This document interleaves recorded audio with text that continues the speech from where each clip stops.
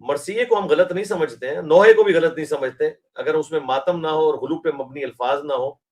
چیخو پکار نہ ہو۔ وہ تو المعجم الکبیر طبرانی میں ہے،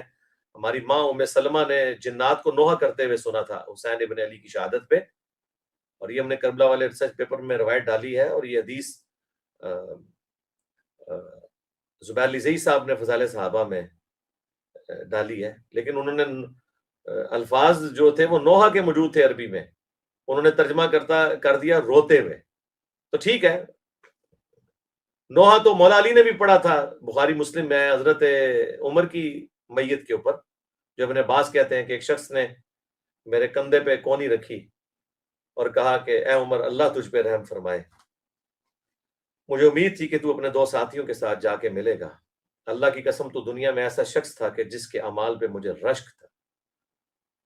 مجھے امید تھی تم اپنے 2 ساتھیوں یعنی رسول اللہ اور ابو بکر سے جا کر ملو گے،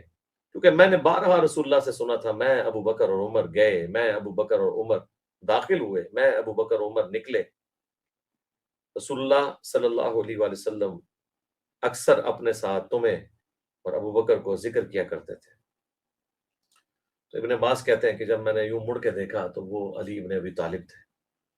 تو یہ نوع ہے نا کسی کی میت پہ تعریفی کلمات پڑھنا جو غلوف کے درجے پہ نہ ہو، نوحہ ہو، مرثیہ ہو، جس میں یہ سارے غلوف نہ ہو، ہم اسے جائز سمجھتے ہیں۔